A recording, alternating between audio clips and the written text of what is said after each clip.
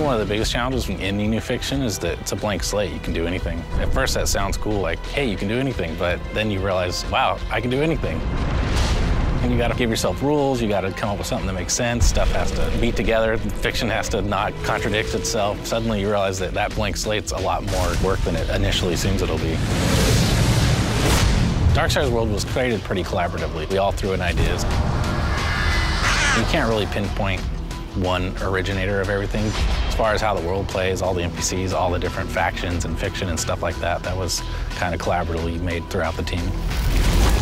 The story of Darksiders is pretty deep, and we haven't actually fully revealed why the apocalypse happened. In a nutshell, you learned that there are forces between heaven and hell that are vying for control of Earth and certain other resources that lie somewhere between the two realms.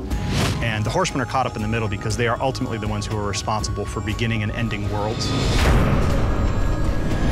In the first Darksiders, one of the Horsemen, War, gets framed for destroying Earth. There's a conspiracy between heaven and hell.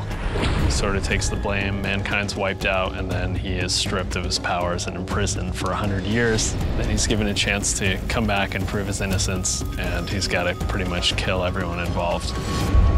The first game ended in very epic fashion. It was one of the things that players really seemed like the most was that moment when War says, "No, not alone," and you see the broken seal and the comets coming in behind him.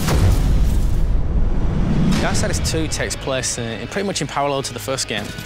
In the time that War is imprisoned by the Council, it kind of happens in that 100 years. The death's kind of on challenge kind of kicks off in that sort of time. Because there's such a conspiracy and we don't know who all the players are, Death doesn't have any chance of proving his brother's innocence. He knows it'll just be covered up, so he just decides to undo the crime.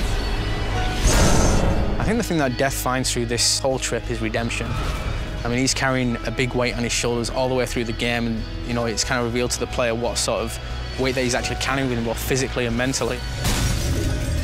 The hardest part was getting it to the point where we knew we were making something special, but once we got there, we were off to the races. We knew it was going to be good.